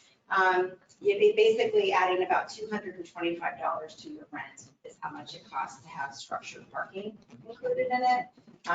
So go ahead and go to the next slide. Whether you're using the parking or not. Yeah, and then Everybody this one pays was that. pretty surprising to me when I saw it, but basically what they're saying is the room that it takes to park 2 cars is about the same amount it takes for a 2-bedroom apartment. So I think if you hadn't seen that before, I found that pretty shocking. Like, you can't make this stuff up, right? Okay, next slide. Next slide, Gil. Okay, so this goes in, so go ahead and just flip through these next couple slides. These talk about the parking inventory that we did. We figured out who owns it. Again, there's that $6,000, I'm sorry, not dollar, 6,000 empty parking spaces. This shows you the utilization of where parking is used the most. Go ahead and scan through that. We found that, you know, there was kind of this myth that people aren't really willing to walk, but I think we were able to somewhat dispel that because we looked at what, because a lot of the parking, monthly parking passes had wait lists. And I think maybe in the next couple slides, Gail, you can go forward, it might show you that the wait lists in kind of like the further cheaper lots were a lot higher than the ones that were closer in and more expensive. So I think people are willing to kind of walk to qualify kind of thing.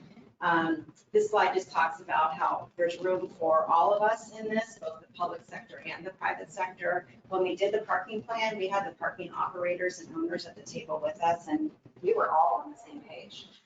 The cities, at the time, the cities rates were about 50% of what the private sector was charging, so that's getting closer. It was cheaper to park on street than off street. You know, just like some of the very basic rules about parking were kind of flip-flopped. So that's all been corrected now, and I really do give kudos to Mayor Castor for kind of having the political courage, because parking just ends up being such a topic that nobody wants to touch, but they've stayed kind of true, mostly true to it.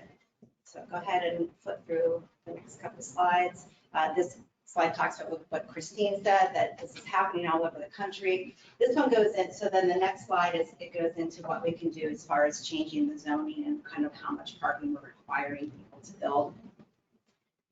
So there was an application called PETA, Public Initiative Text Amendment. So we went through that process. It took over 2 years for us to actually get in front of City Council when we submitted this. At the time, this felt like a baby step in the right direction. We need to go further. And the city, to give the city staff credit, they are continuing to work through this. But we basically said, just cut all the required parking in the central business district by half. And this gets into kind of the nitty gritty on that, these next couple slides, which I don't think you need to necessarily get in the weeds. We also, go ahead and keep going. We also wanted to make sure that this slide right here, you guys will like being BPAC, is that we now allow a developer to put like 4 bicycle spaces. I'm sorry. So instead of getting 1 vehicle space, you can replace it with 4 bicycle parking spaces, that kind of thing. So now that's codified and in the code.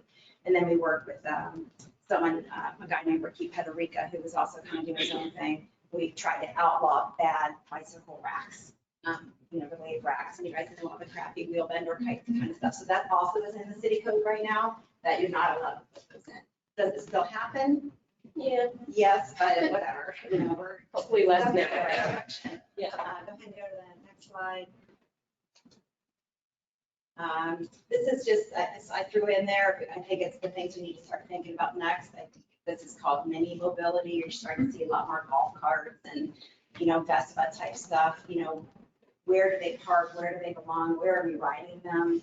I'm very concerned about mixing speeds with, the e-bikes and the acoustic bikes. I just learned that word from Christine today, the traditional bikes, and then you have the poor pedestrians who are just trying to exercise out there. So lots of things to think about. I will say that the city is doing a citywide parking plan now. I like to thank Spurred by our downtown parking plan, and they are looking at parking benefit districts, where you basically, if you start to charge for parking in an area, then the money will stay in that area to make the beautification type efforts that Christine allowed. So we're still making steps in the right directions. You are seeing some changes to the parking requirements in conjunction with the accessory dwelling units, the ADUs that are kind of making their way around. I would love to see just kind of the city staying silent on parking requirements right now, but I don't know if we're ready for that. I certainly don't think we're ready for parking maximums, but we just have to keep, as advocates, I think we just have to keep kind of plugging along and taking those baby steps till we get where we need to be. So, sorry, that was a little discombobulated. Wade, thanks for getting the presentation. Thanks, Gail. Answer questions. Yeah, good question. What's like the current status on changing the parking minimums? Well, I wish, I don't know, John, or Kelly, are you able to speak on behalf of the city? My understanding is that city planning is making those moves through the ADU. The parent of the ADUs right now. And then there's just an overlay district that's been happening in Tampa Heights. I don't know whether you guys see that kind of thing here at BPAC or not, but so it's kind of like neighborhood by neighborhood and not citywide at this point. John, anything? It's fun. I do this for a living. I enforce parking requirements and count things. And no, I'm not part of that discussion. Okay. I'm aware that there's been some, I actually have made the comment about the bike racks. So yes, and most people, they're like, fine, whatever. Mm-hmm. They don't care. They're getting their project. Yeah. Yeah. Yeah, it's painfully slow, but I do think the ball is starting to roll down the hill. I agree with most of what you're saying and, good putting that together, but you're missing one spot. If you want to be a great city and you want to get rid of parking, you've got to support transit, and we don't. Yeah, 100%. How do people, and two, you want to be world class. You want to have less parking and more residential. You got to support. So always mention the transit with that. Yeah. Get a slide in Good there. point. Yeah, that's a good point. We should say that thing. Absolutely. I do know if you want to really just take a very close look at an exceptional example of where bike parking and reduced car parking is happening is that Water Street. They have, bike racks that are premium quality everywhere. They have bike rooms that are fabulous and secure for their residences. They offer a trade out. They have separated for the residential towers. You don't have to pay for a car spot if you don't want one.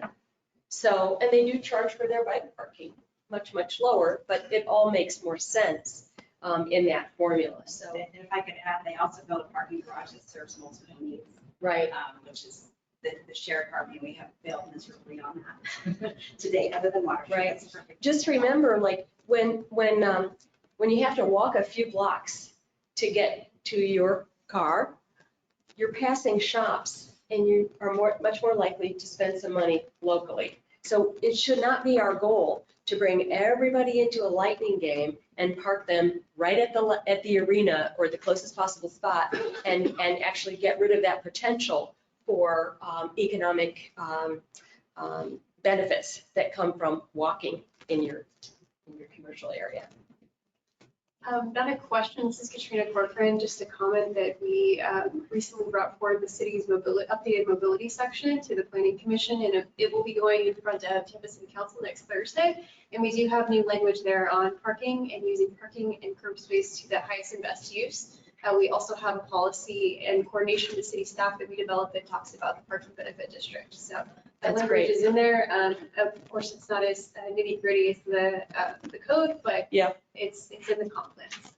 that's wonderful. For your hard work on that. Yes, thanks for that. One of the top learnings that Karen's study found was that even people who had a parking spot in a high-rise parking garage preferred to park on the street when it was very cheap or free because they didn't want to do this corkscrew stuff. So they're taking the street parking instead of leaving it available for any of us that might come to that coffee shop. So we have to balance that with the right pushes and pulls so that we, can make sure that anybody coming into our city can find a spot where they want it within a few blocks. So, thanks. Thank you very much. Thank you, everyone. Best of luck to your endeavors. All right, well, we've got 20 minutes, so I think that will hopefully be enough for another presentation, Ben. So, Yeah. so up next, we've got Hillsborough County Transportation Design Manual Update, and Larry Josephson is bringing it to us from the Hillsborough County Public Works Department.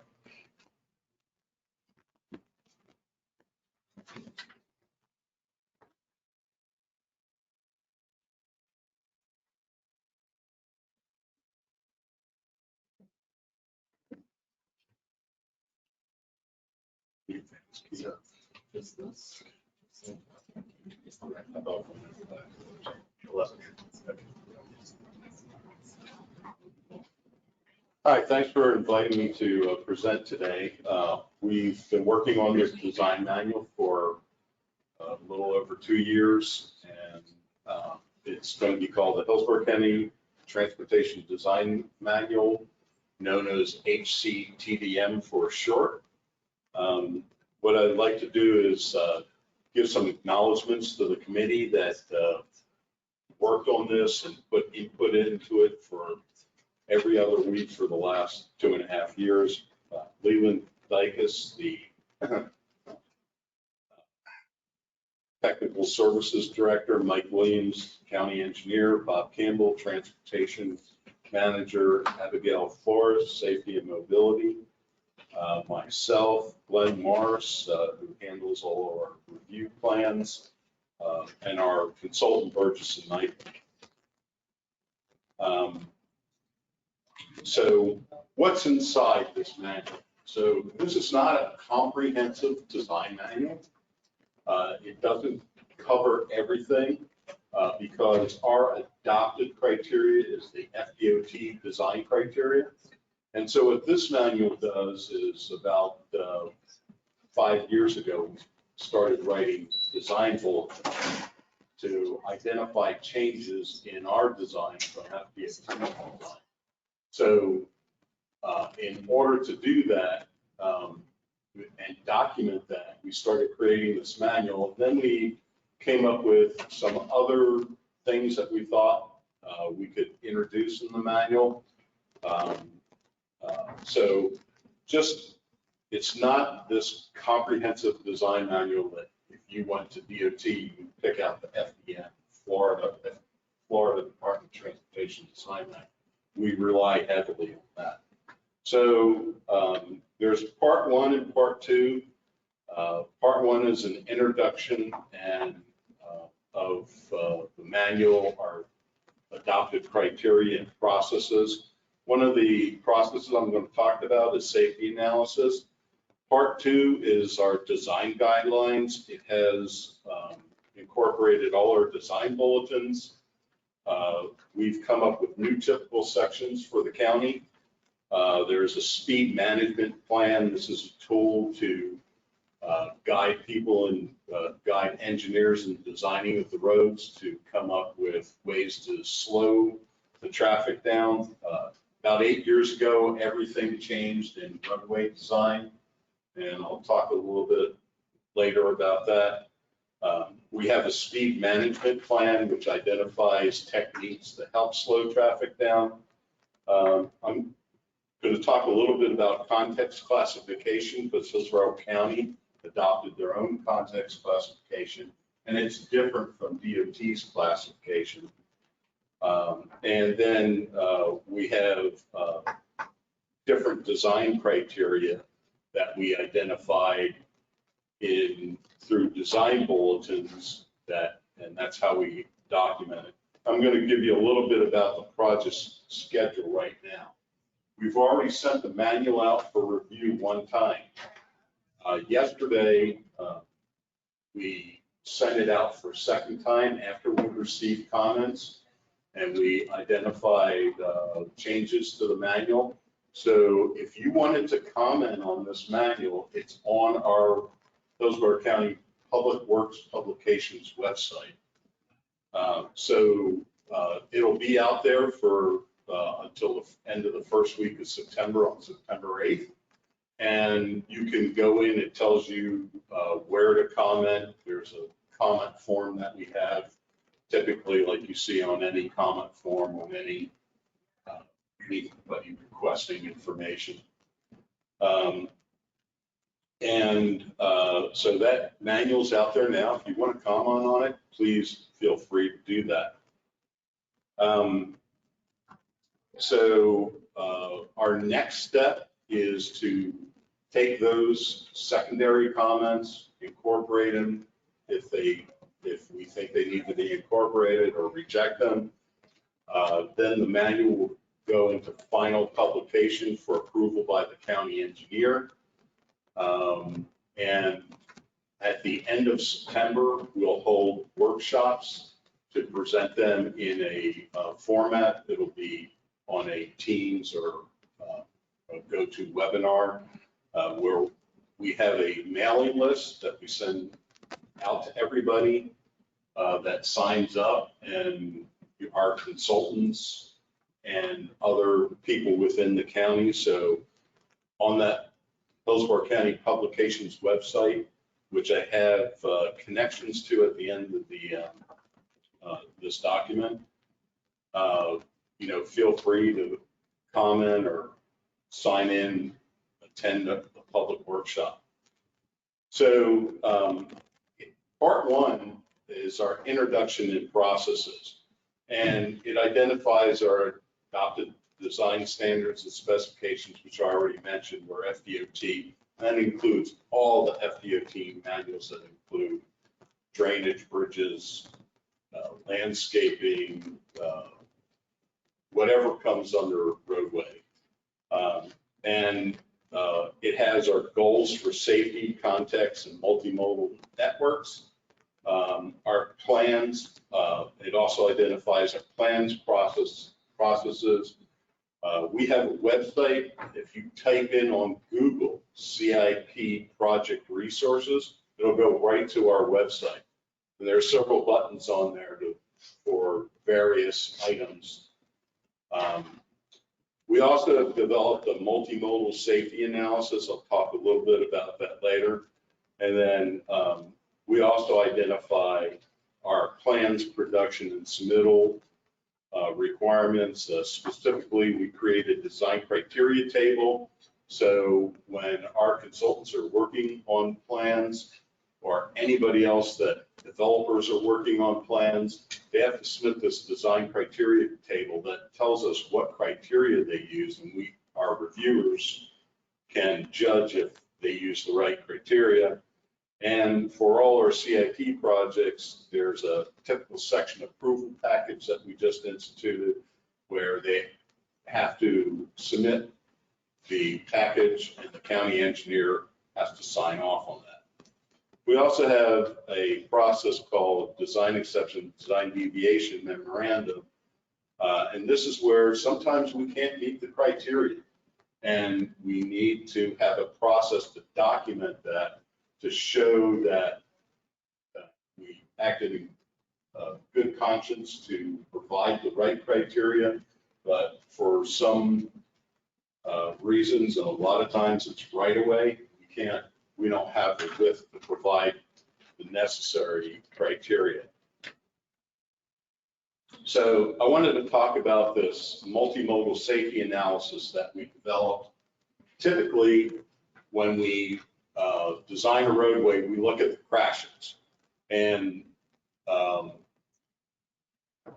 typically, the engineers get the crash reports from the police department or whatever sheriff's department. And they go to the bottom and they say, the police said, look, the road was wet and the car ran off the road because it was wet, or the driver was intoxicated and caused the crash. Well, there's a systematic approach to looking at these crashes without, which we're instituting in this manual, where you need to look at the crash before, during, and after the crash. Look at all those conditions, because there might be some reasons that there's high crash volumes at certain intersections, like there could be a blind spot. So you're supposed to go prior to where the crash happened, actually go to the field, look at these things, and based on what you find there, you do a benefit cost analysis and come up with a selection of countermeasures to help prevent those crashes. Maybe it's additional signing. Maybe there's a tree that's blocking the view. Could be several different things. So they make recommendations of the applied countermeasures, and sometimes they come up with innovative solutions. So that's something that we've instituted in this manual. Here's a list of design bulletins. I've been writing design bulletins with the help of lots of other people in our department. And we're about 50 design bulletins since 2020. And the design bulletins, sometimes they're identify preferred county criteria. We changed the thickness of our sidewalk from the standard for DOT was 4 inches. We changed it to 6 inches because we have TICO trucks pulling up in rural areas where the sidewalk's placed at the as far away, close to the right, exactly where the TICO poles are. TICO trucks pull up, they crack the sidewalk. We changed the thickness to help reduce the amount of repairs. We had introduction of county procedures. I just talked about one of those procedures that we introduced, multimodal safety analysis. And then we have conflicting criteria. So in order to meet Vision Zero, lowering the speeds for safety for bicyclists and pedestrians, what we have done is incorporated into our design where the design speed, our first step to lowering speeds, we made the design speed equal to the posted speed, where typically, if you were designing roads for DOT, your design speed would be 5 or 10 miles an hour, depending on the type of road, higher than what the posted speed is. So that's a first step in moving towards context sensitive design. And so we have our context-based map, and we have the Complete Streets Guidebook that was produced by Hillsborough County Planning. And in combination with those two documents, we're coming up with the criteria that we have to identify in our design manual to meet the needs for the future to lower these design speeds. I was going to tell you earlier a little bit about how we used to design and what the new way is. So about 8 years ago, as all this started changing, most of the design was done on functional classification, whether it was an arterial collector or local road. And that was all based on mobility and pumping as many cars through a corridor as quick as you can. We used to close medians and limit the amount of driveways. And then we found out, we had a quarter mile, half mile between signals, and no pedestrian is going to walk a half a mile to a signal, cross the road, walk back a half a mile when all he wants to do is go directly across the street. So I actually attended a class from a person that used to teach the access management class for DOT, and I've taken that class from him a couple of times. The last time he taught that was about 8 years ago. And he said, I've been doing this all for 30 years, and I thought I had it right. We're pushing as many cars through the streets as we can. And yesterday I found out I'm doing it all wrong. Yeah. And he explained the little scenario that I gave a pedestrian crossing the road. And we can't get pedestrians to cross the road. So the new way is the context classification, where you look at the surrounding environment, whether it's natural, rural, town, suburban, or urban. And so here's the Hillsborough County classifications.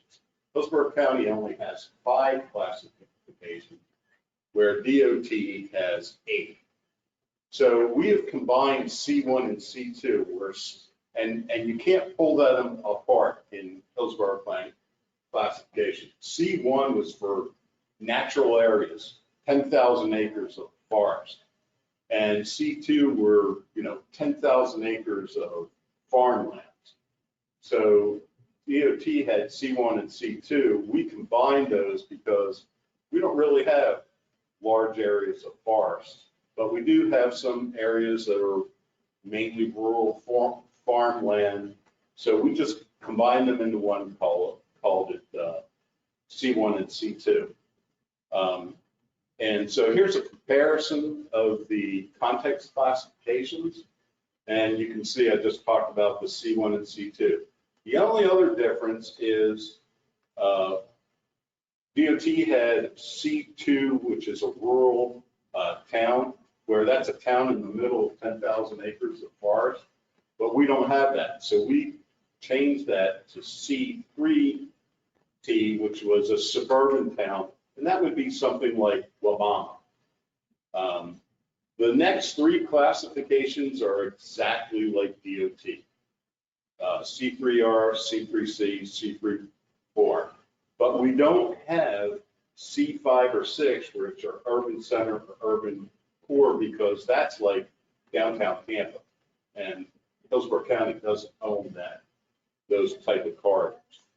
So in looking at the corridors, and we have many typical sections, and this is a comparison of the Complete Street Guides typical section and our typical section. And we took to heart what the complete street guides typical sections were, what they were coming up with, and we're trying to match that. So in the suburban and rural contexts, we took the bike lanes off of the street. And we put in shared use paths, and we have 10-foot shared use paths. The reason we did that in the suburban areas is because if you're a dad, and we talked to some dads, with a 5-year-old, you're not going to ride a bike with a 5-year-old on a bike on a bike path adjacent to people going 45 miles an hour. So what we did is try to completely eliminate the bike lanes. But when we get to the urban areas, we actually do have the bike lanes on the street, but they are sort of protected because we have the bike lanes next to the curb and parking next to the bike lane. So we have some sort of protection for them unless somebody is parking and runs into the bike lane. So we've developed several different typical sections that are new for Hillsborough County, and if you want to look at them, they're in the end of the manual. So I just want to cover some facts. In 2021, we had 5 deaths per week in the county, with a projection of 253 deaths for the year in 2022. We actually had 255 in 2021. I don't have the current criteria, but there were 3 types of crashes that accounted for 44% of those types of crashes: lane departures, pedestrian and bicycle crashes, and intersection crashes. And with trying to slow the speeds down and trying to add shoulders to some of the roads where we have rural roads, we're trying to prevent those run-off the road crashes. And we're trying to, as I said before in this discussion about making it safer for pedestrians and bicyclists, we're trying to create a safer environment. And not only are those typical sections, we've added an extra 4 feet on the outside of the bike lanes to plant shade trees, so it would be more inviting for pedestrians to use, or bicyclists to use those, especially when the heat index is 110. We just experienced a couple of weeks in the past few weeks. So 90% of crashes occurred on roads with posted speeds greater than 40 miles an hour. Part of this manual is trying to reduce the speeds down, but we can't do that in one step. We can't take a 50-mile-an-hour road and reduce it to 35 because the drivers simply won't listen to that. They will have, we'll have to incrementally reduce it over several years and several redesigns. 71% of that involves speeding or aggressive driving, and 2/3 of the people involved were younger than 35. Why is this happening? Well, I said it in the beginning, roads were designed for moving vehicles. Communities and land uses of people have no relationship to the road. And that's what we're trying to do with context design. And that's how we can think and plan and design differently.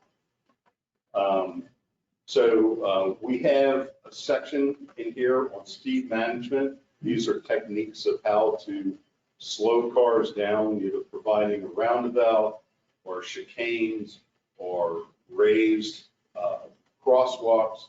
There's a litany of techniques that can be used. So the design manual highlights are we're considering all modes of transportation, connecting people and communities, heightening the awareness for safety, providing opportunities to reduce speeds. We're providing shared use paths for suburban and rural areas. We're also, if you look at the typical sections, we made the typical sections a little wider. So if we had to have 2 lanes, 10 feet apiece on a road that had a moderate volume and an emergency vehicle was coming and it had curves, that's not enough room. 20 feet is not enough room for cars to pull over and an emergency vehicle to pull down the center. So we met with the fire chief and we made the roads a little wider, but we're still marking the lanes 10 feet and doing treatments on the edge line, like on Bayshore Drive where they have bike lane and they put RPMs. And I don't know if you've driven that, but I have. And if you hit those RPMs, there's no way that you can ignore those because your front and back tires are hitting them to go bump, bump, bump. You know you're going off the road. So hopefully this type of treatment will allow 2 things. It will stop emergency vehicles knocking people's mirrors off because they don't have enough room going down the road. And it'll alert people that they should be driving in those extra, there's a foot or 2 extra, and it'll alert them to drive at a slower speed when they hit those RPMs. And then we all have alternative bicycle protection treatments. I don't know if anybody's familiar with Citrus Park Drive extension. And we came up with that idea where we had the bike lanes. DOT did this on Fowler Avenue, and the bike lanes ended up at 7 feet. People were using them as lanes for turning into the mall and so forth. So we put these delineators so a car can't drive down that as a, bypass everybody as a lane unless they have the tank and they knock the delineators down. But the delineators are made to take 70 hits at 100 miles an hour. They're the delineators that they use on the expressway, but it provides room for emergency cars to pull over so emergency vehicles have that clear path. We're looking at alternative bicycle treatments and again, the new typicals are going to be used for right-of-way corridor presentation. So what will this do for our community? Save lives, road users will benefit, the communities will benefit, and this goes way beyond transportation. This is a better economy, a healthier environment. We will think, plan, and design differently to make our roads safer for all users and communities. And this is, that's the end of the presentation, and this is our link to the website, if it allows me to go there. So this is our CIP resources website. There's several buttons here. You can see here's the Public Works publications. And if I click on that, it takes me to the Public Works publications. And here are the documents. If you read this, the review of the 2023 manual revisions. We actually update the manuals biannually every 2 years on odd years. So if you clicked on here, this is the documents with markups. The first document is the HCPDM. So this is this manual. And, if you scroll through it, you'll see we left track changes on, so you can see all the changes. Anyway, any questions? I'd like to say I'm glad you had that slide with context classification and then complete streets, because those all 3 should be consistent together. And This is trying not. to work. Yeah, your design manual is not consistent with those other 2 documents. Community and infrastructure development has reviewed that. We've had issues with the speed, we had issues with the typical, and we're hoping that we'll get all that together because it'd be in the best interest of the county, if all three of those documents didn't conflict.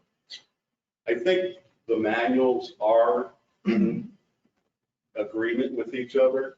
I received a document from the supervisor of planning, and we're responding to all the comments. There are comments in there where a certain value was picked out and said, oh, this doesn't, you can't have this. But we have to design, we have to make sure that our engineers that are designing these things can account for all the range. You know, there was one thing where we can't use this design speed of 50 miles an hour. Well, we have roads that It was exist a at roundabout. at You have 50 50 miles. miles an hour. You can't do that. No, that's not true. I wrote down. That's not true. It's not true. I can prove it to you. You They have can't to be design a considered- roundabout at 50 miles an Right, hour. exactly. So it's not true, and I review all the roundabouts. I'll send you. Ken Sides says just the geometry is going to keep you down to about 20. Yeah. Right. Yeah. So you can't put a design speed of 50 there. But that's not the only other thing is, you know, if it doesn't match, change one of the other, change these guys to match your design guide. But they need to be consistent. You cannot get an unclear direction. Three different sources. Okay. That's it. Any other I've got a comment as well. Yeah. Now, I know this is not on or in your design manual, but you happen to mention one of my pet peeves in life, which are the delimiters on Fowler, which while you say are a good idea and it keeps the people from driving the cars down there, they haven't cleaned the lanes, the bike lanes behind them in 4 years. So the bike lanes are now useless because they're full of debris, which will stop people from driving through there as well. But while we're designing this and we think that we're doing good, a piece of the puzzle's missing, and that's somebody cleaning these lanes. And I know that's not your problem or your fault, but I'm saying you're so proud of this thing that you did, and it's good. But here's the unintended consequences that a BPAC person can tell you, with this, just tear them out, it's not worth the effort. Yeah, well, they have a lot of delineators close together, groups of delineators, like the ones that we did on Citrus Park are 200 feet apart, and then there's a group of 20. So probably they'll have to come up with some type of street cleaner that could go behind The these. city owns one. The city owns one, but I don't think the county has access. But I don't know that for sure. I just know they haven't been cleaned. There's a couple of delimiter sections, like on 40th Street, below Columbus, where the lane goes in. They're almost gone. There's like 2 or 3 left. There used to be 10 of them. So when those 2 are gone, then they'll be able to run the street sweeper through there, and then the lanes will get cleaned. But it took 4 or 5 years for cars to destroy them to the point that we could get the bike lane clean. And that's nothing to do with this, but you said it, and that's my pet peeve, and I'm sorry to bring it up. No, it's a good point, and that point's been made before. And that's why we took this spacing of 200 feet. And hopefully the rest gets cleared by runoff. Could you go over one more time about how to review the document and make comments? Yeah, sure. And this document, I think, was sent out to everybody who have access to it. So what you can do is, so on this page of Public Works publications, right at the top, it says, review 2023 manual revisions. Okay, and then the first manual is the design manual. Plus, we have all of our other, there's 5 other manuals that we update: the Public Works standard specifications for construction, the stormwater technical manual, the transportation technical manual for, and the entire the entire name of that isn't on there, but it's Transportation Technical Manual for Subdivisions and Site Development Projects, which only refers to local roads within the subdivisions. And there's a couple of utility manuals. So if you go to that website, I touched something and got out of that. So it's Public Works publications. And literally, if you go to Google and type in the heading CIP project resources, either the first or second item that pops up is this controlling webpage here, which has the Public Works publications in this bulletin highlighted right there. Is that clear? Yeah. Yeah. All right. Anything else from anyone? I know we're a little over on our time, so. I move we adjourn. All right. Jim Sharp, that is. Peter Davitt, second. All right, all in favor? Aye. Thank you, everyone. Good meeting. Thank you. Yeah, it was. Covered a lot of ground. Yeah. All right.